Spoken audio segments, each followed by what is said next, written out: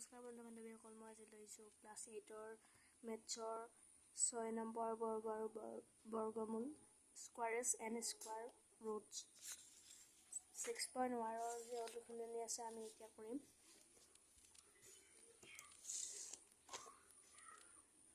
প্ৰথমটো আছে যে 1ৰ পৰা আৰম্ভ কৰি 200লৈ কিমানটা পূৰ্ণবৰ্গ সংখ্যা আছে। এতিয়া আমি 1 নম্বৰ এনচাৰটো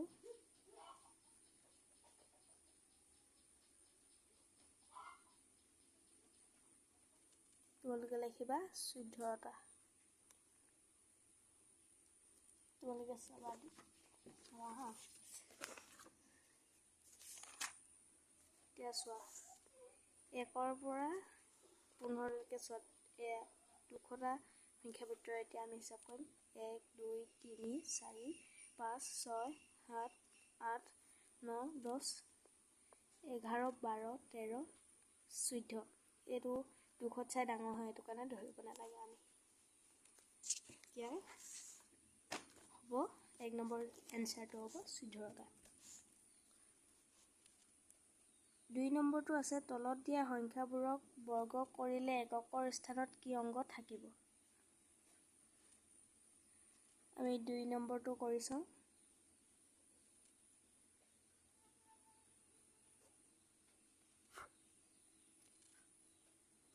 ফিফটি-ওৱানৰ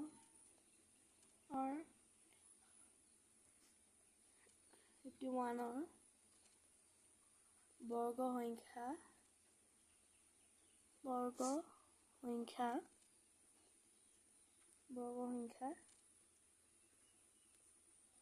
আৰু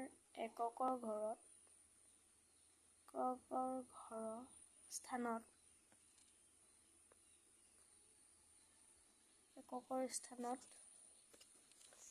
কি অংক থাকিব। এতিয়া আমি চাম এককৰ ঘৰত 1 আছে, সেইটো কাৰণে আমি যদি একে যদি 1 × 1 কৰি দিওঁ 1 হ'ব। সেইটো কাৰণে ইয়াত থাকিব এককৰ ঘৰত থাকিব 1 থাকিব। 2 নম্বৰটো চাওঁ। 2 নম্বৰটো আছে 99। এতিয়া আমি 99ক বৰ্গৰ এককৰ স্থানত উলিয়াম। এককৰ স্থানত থাকিব। এতিয়া আমি 9 × 9 = 81। এককৰ ঘৰত 1 আছে, সেইটো কাৰণে ইয়াত 1 থাকিব। এতিয়া আমি 3 নম্বৰলৈ চাম 205।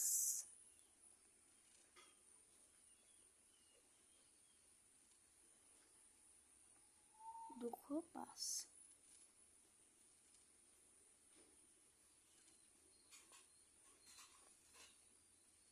এতিয়া আমি চাম এককৰ ঘৰত 5 আছে। 5 আশে-পাশে পূৰণ কৰিলে 25 হয়। এককৰ ঘৰত 5 আছে কাৰণে আমি 5 বহাই দিলোঁ। এতিয়া আমি 4টো চাম।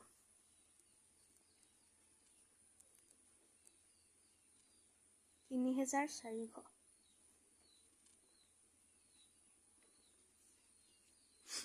এককৰ ঘৰত যদি 0 থাকে 0য়ে হ'ব। নিশ্চয় বুজি পাইছা তোমালোকে। এতিয়া 5 নম্বৰটো চাম। 5 নম্বৰটো আছে 1987।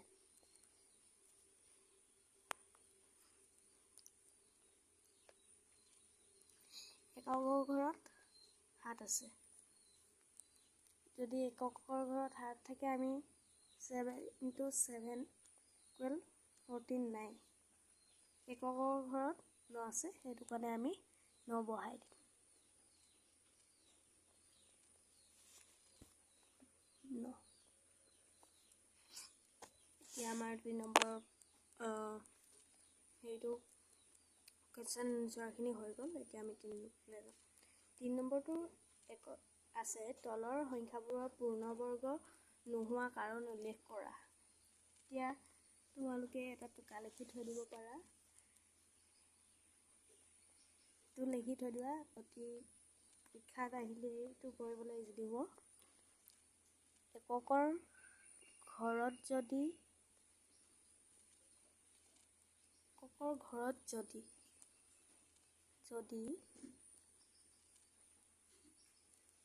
2, 3, 7, 8, 0 থাকে তেনেহ'লে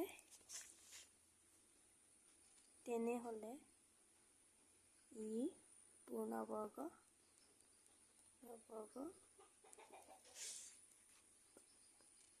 সংখ্যা নহয়।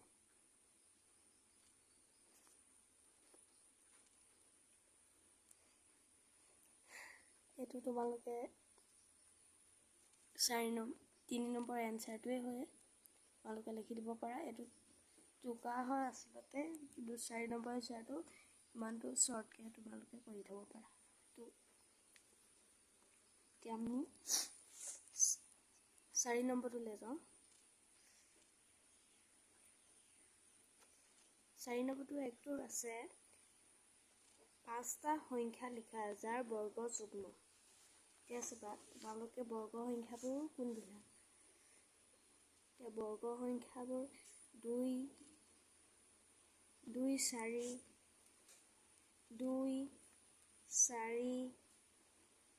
6, 8, 10 ডট আছে, 12, 14 বহুত আছে। মানে 5টা লিখিব আছে, আমি 5টা লিখি দিম। আৰি দিবা। এতিয়া 2টো আছে, 4 নম্বৰ 2টো আছে 5টা সংখ্যা লিখা যাৰ বৰ্গ অযুগ্ম। এতিয়া অযুগ্ম সংখ্যাবোৰ কোনবোৰ? আমি লিখিম 1, 3, 5, 7, 9 ডট আছে। এতিয়া আমি 5টো চাম। 4 নম্বৰটো হৈ গ'ল। পোনে পোনে যোগ নকৰি বিশেষ ধৰ্মৰ ভিত্তিত যোগফল উলিওৱা। এতিয়া আমি 1টো চাম। এতিয়া আমি যোগ কৰি দিয়াব দিয়া নাই আমাৰ এটা ধৰ্ম লগাই কৰিব দিছে। এতিয়া 3, 4, 5, 7। এতিয়া আমি চাম ইয়াত কেইটা সংখ্যা আছে। ইয়াত আছে 1, 2, 3, 4 4টা সংখ্যা আছে। আমি ইয়াক স্কোৱাৰ কৰি দিম, 4 স্কোৱাৰ। যদি আমি ইয়াক স্কোৱাৰ কৰি দিওঁ তেতিয়াহ'লে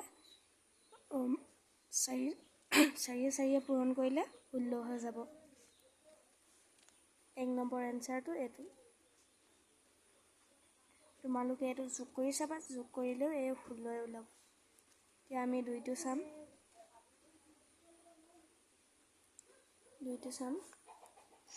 2টো আছে, 2টোত কেইটা সংখ্যা আছে? 1, 2, 3, 4, 5, 6, 7, 8 8টা। আমি যদি 8ক স্কোৱাৰ কৰি দিওঁ 8 × 8 = 64। সেইটো তোমালোকে যোগ কৰি চাবা, যোগফলটো ওলাব। এতিয়া আমি 3 নম্বৰটো চাম। 3 নম্বৰটো আছে 1, 3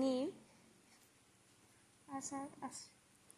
3 নম্বৰটো আছে 1, 2, 3, 4, 5, 6, 7, 8, 9, 10, 11, 12, 13টা আছে।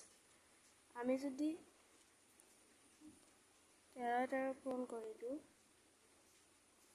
169 হ'ব। আজিলৈ ইমানতে সামৰণি মাৰিছোঁ। যি 6, 7 আছে মই পিছত দিবলৈ চেষ্টা কৰিম। আজিলৈ ইমানতে সামৰণি মাৰিছোঁ। ধন্যবাদ।